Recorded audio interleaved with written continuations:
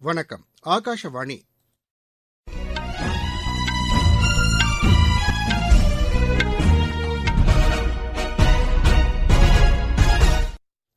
செய்திகள் வாசிப்பவர் ரெங்கநாதன். தலைப்புச் செய்திகள். வருங்கால வைப்பு நிதிக்கு மற்ற திட்டங்களை காட்டிலும் அதிக வட்டி தரப்படுவதாக மத்திய நிதியமைச்சர் திருமதி நிர்மலா சீதாராமன் தெரிவித்துள்ளார். சர்வதேச தரத்திற்கு இணையாக கல்வித்துறையை மேம்படுத்தும் நோக்கில் மத்திய அரசு சீர்திருத்தங்களை மேற்கொண்டு வருவதாக கல்வித்துறை இணையமைச்சர் டாக்டர் சுபாஷ் சர்க்கார் கூறியுள்ளார். கோவா முதலமைச்சராக திரு பிரமோத் சாவந்தும் உத்தரகாண்ட் மாநில முதலமைச்சராக திரு புஷ்கர் சிங் தாமியும் மீண்டும் பதவியேற்க உள்ளனர்.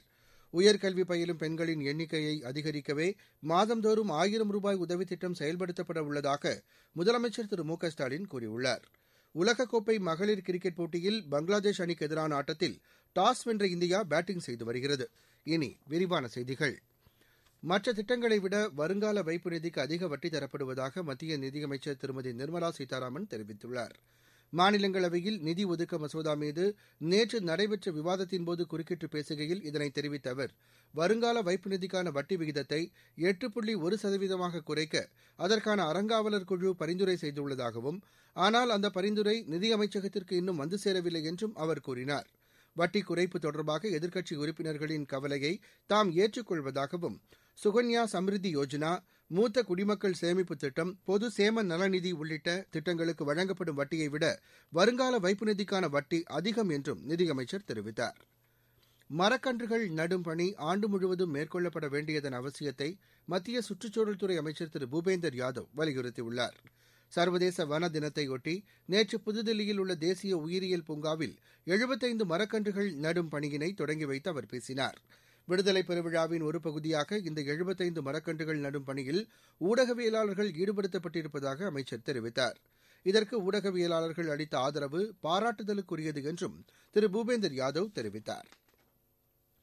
பாதுகாப்பு தளவாடங்கள் ஏற்றுமதியை அதிகரிப்பதற்காக மத்திய அரசு பல்வேறு நடவடிக்கைகளை மேற்கொண்டு வருவதாக பாதுகாப்புத்துறை இணையமைச்சர் திரு அஜய் பட் கூறியுள்ளார். நேற்று மாநிலங்களவையில் கேள்வி நேரத்தின்போது இதனை தெரிவித்த அவர், ஏற்றுமதி நடவடிக்கைகள் முற்றிலும் கணினிமயமாக்கப்பட்டுள்ளதாக கூறினார். இதன் மூலம் ஏற்றுமதிக்கான அனுமதிகள் விரைவாக வழங்கப்படுவதாகவும் அமைச்சர் தெரிவித்தார். சர்வதேச தரத்திற்கு இணையாக கல்வித்துறையை மேம்படுத்தும் நோக்கில் மத்திய அரசு சீர்திருத்தங்களை மேற்கொண்டு வருவதாக மத்திய கல்வித்துறை இணையமைச்சர் டாக்டர் சுபாஷ் சர்க்கார் கூறியுள்ளார். நேற்று மக்களவையில் கேள்வி நேரத்தின்போது இதனை தெரிவித்த அவர், அனைவருக்கும் தரமான கல்வி கிடைப்பதை தேசிய கல்விக் கொள்கை உறுதி செய்யும் என்றார். உயர்கல்விக்கான ஆணையத்தை ஏற்படுத்துவதற்கான மசோதா தயாரிக்கப்பட்டு வருவதாகவும் அமைச்சர் கூறினார். நாடு முழுவதும் நீதித்துறைக்கான கட்டமைப்பு வசதிகளை மேம்படுத்துவதற்கு மாநில அரசுகளுக்கு போதிய நிதி வழங்கப்பட்டு வருவதாக மத்திய அரசு கூறியுள்ளது. மாநிலங்களவையில் நேற்று கேள்வி நேரத்தின்போது இதனை தெரிவித்த சட்ட மற்றும் நீதித்துறை அமைச்சர் திரு கிரண் ரிஜிஜூ, இதுவரை 8758 கோடி ரூபாய் மாநில அரசுகளுக்கு வழங்கப்பட்டுள்ளதாக கூறினார். வருமான வரி கணக்குகளை ஆன்லைன் மூலம் தாக்கல் செய்வதில் நிலவி வந்த பிரச்சினைகள் முழுமையாக களையப்பட்டிருப்பதாக மத்திய நிதித்துறை இணையமைச்சர் திரு பங்கஜ் சௌத்ரி கூறியுள்ளார்.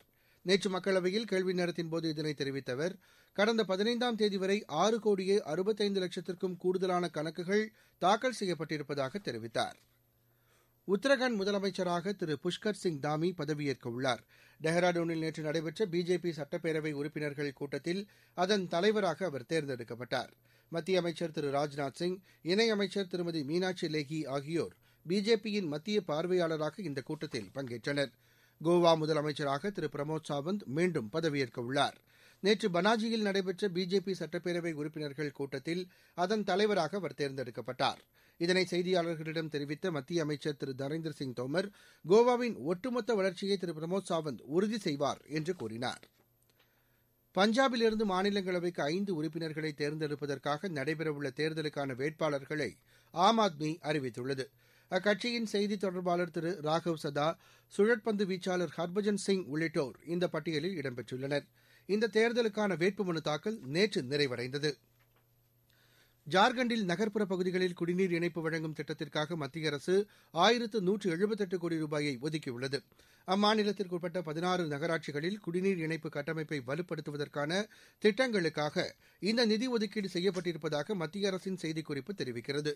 இதன் மூலம் 1,90,000 குடியிருப்புகளுக்கு குழாய் மூலம் குடிநீர் இணைப்பு கிடைக்கும் என்றும், இதனால் 9 லட்சத்திற்கும் மேற்பட்டோர் பயனடைவார்கள் என்றும் அதில் குறிப்பிடப்பட்டுள்ளது. நீங்கள் கேட்டுக்கொண்டிருப்பது ஆகாஷவாணியின் செய்தி அறிக்கை. நேயர்களே, கோவிட்-19 பரவலை கட்டுப்படுத்துவதற்கான நெறிமுறைகளை முழுமையாக பின்பற்றி நோய் தொற்றை தவிர்ப்போம். தகுதி வாய்ந்த அனைவரும் தடுப்பு மருந்தை தயக்கமின்றி செலுத்திக் கொள்வதை உறுதி செய்வோம். குறிப்பாக சிறார்கள் தடுப்பு மருந்தை செலுத்திக் கொள்வதை ஊக்குவிப்போம். முகக்கவசம் அணிவது, தனிநபர் இடைவெளியை கடைபிடிப்பது, கை மற்றும் முக சுத்தம் பராமரிப்பது போன்றவற்றை முழுமையாக பின்பற்றுவோம். உக்ரைனில் இருந்து இதுவரை 22,500 இந்தியர்கள் மீட்கப்பட்டுள்ளதாக மத்திய அரசு தெரிவித்துள்ளது. மாநிலங்களவையில் நேற்று இதனை தெரிவித்த சிவில் விமான போக்குவரத்துத்துறை இணையமைச்சர் திரு வி.கே. சிங், ஆபரேஷன் கங்கா திட்டத்தின் கீழ் விமானப்படையின் 14 விமானங்கள் உட்பட 90 விமானங்களில் இவர்கள் மீட்கப்பட்டதாக கூறினார். ருமேனியா, ஹங்கேரி, போலந்து, ஸ்லோவேக்கியா ஆகிய நாடுகளிலிருந்து உக்ரைனைச் சேர்ந்த இந்தியர்கள் தனியார் நிறுவனங்களின் விமானங்கள் மூலமாக மீட்கப்பட்டதாகவும் அமைச்சர் தெரிவித்தார். விமான கட்டணம் முழுவதையும் மத்திய அரசு ஏற்றுக் கொண்டதாகவும் அவர் தெரிவித்தார். அசாமில் உல்ஃபாவுடனான அமைதி பேச்சுக்கள் சரியான திசையில் சென்று கொண்டிருப்பதாக அம்மாநில முதலமைச்சர் திரு ஹிமந்தா பிஸ்வா சர்மா கூறியுள்ளார். நேற்று சட்டப்பேரவையில் இதனை தெரிவித்த அவர், பேச்சு நடத்தி வரும் உல்ஃபா பிரிவு 2011ஆம் ஆண்டு முதல் சண்டை நிறுத்தத்தை அறிவித்ததாக கூறினார். இந்த பேச்சுவார்த்தை தொடர்ந்து நடைபெற்று வருவதாகவும் முதலமைச்சர் தெரிவித்தார்.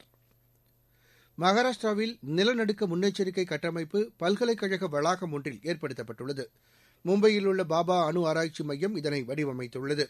சோலாப்பூரில் ஏற்படுத்தப்பட்டுள்ள இந்த கட்டமைப்பு அதனையொட்டிய 500 கிலோமீட்டர் தொலைவிற்கு நிலநடுக்கம் குறித்த தகவல்களை 15 தினங்களுக்கு முன்னதாகவே வழங்க முடியும் என்று தெரிவிக்கப்பட்டுள்ளது.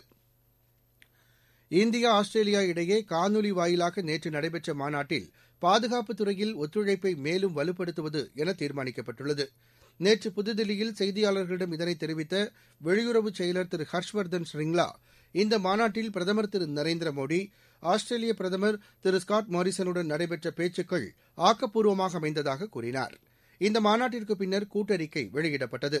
பாதுகாப்பு ஒத்துழைப்பை வலுப்படுத்துவதற்கான இரு நாடுகள் பங்கேற்கும் உச்சி மாநாட்டை வருடந்தோறும் நடத்துவது என்றும் முடிவு செய்யப்பட்டுள்ளதாக அந்த கூட்டறிக்கையில் தெரிவிக்கப்பட்டுள்ளது. சீனாவில் 132 பேருடன் சென்று கொண்டிருந்த விமானம் விபத்துக்குள்ளானது. கன்மிங்கிலிருந்து குவாங்சூ சென்று கொண்டிருந்த இந்த விமானம் குவாங்ஸி மாகாணத்திற்குட்பட்ட பகுதிகளில் சென்று கொண்டிருந்தபோது விபத்துக்குள்ளானதாக அங்கிருந்து வரும் தகவல்கள் தெரிவிக்கின்றன. மீட்புப் பணிகள் முழுவீச்சில் மேற்கொள்ளப்பட்டு வருவதாக அங்கிருந்து வரும் தகவல்கள் தெரிவிக்கின்றன.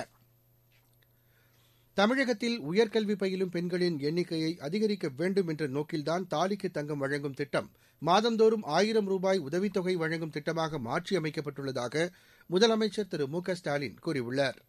நேற்று சட்டப்பேரவையில் இதனை தெரிவித்த அவர், கல்வியே நிரந்தர சொத்து என்ற உயரிய நோக்கில்தான் 6 முதல் 12ஆம் வகுப்பு வரை அரசு பள்ளிகளில் பயின்று உயர்கல்வி பயிலும் மாணவிகளுக்கு மாதம் 1000 ரூபாய் வழங்கப்படும் என்று அறிவிக்கப்பட்டுள்ளதாக கூறினார். திருமண உதவித் திட்டத்தின் கீழ் வருடந்தோறும் 1 லட்சம் பேர் பயனடைந்ததாக தெரிவித்தார்.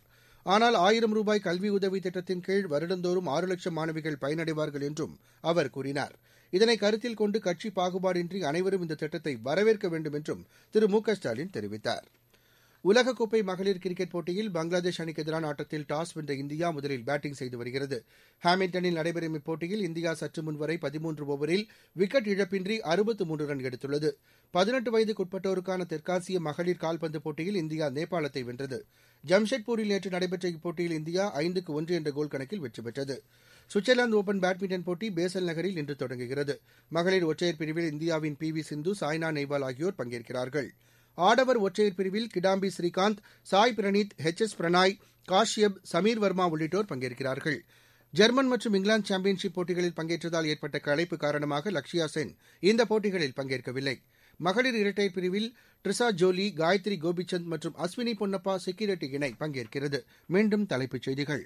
வருங்கால வைப்பு நிதிக்கு மற்ற திட்டங்களை காட்டிலும் அதிக வட்டி தரப்படுவதாக மத்திய நிதியமைச்சர் திருமதி நிர்மலா சீதாராமன் தெரிவித்துள்ளார். சர்வதேச தரத்திற்கிணையாக கல்வித்துறையை மேம்படுத்தும் நோக்கில் மத்திய அரசு சீர்திருத்தங்களை மேற்கொண்டு வருவதாக கல்வித்துறை இணையமைச்சர் டாக்டர் சுபாஷ் சர்க்கார் கூறியுள்ளார். கோவா முதலமைச்சராக திரு பிரமோத் சாவந்தும், உத்தரகாண்ட் மாநில முதலமைச்சராக திரு புஷ்கர் சிங் தாமியும் மீண்டும் பதவியேற்க உள்ளனர். உயர்கல்வி பயிலும் பெண்களின் எண்ணிக்கையை அதிகரிக்கவே மாதந்தோறும் 1000 ரூபாய் உதவித் திட்டம் செயல்படுத்தப்பட உள்ளதாக முதலமைச்சர் திரு மு க ஸ்டாலின் கூறியுள்ளார். உலகக்கோப்பை மகளிர் கிரிக்கெட் போட்டியில் பங்களாதேஷ் அணிக்கு எதிரான ஆட்டத்தில் டாஸ் வென்ற இந்தியா பேட்டிங் செய்து வருகிறது. இத்துடன் இந்த செய்தி அறிக்கை நிறைவடைந்தது.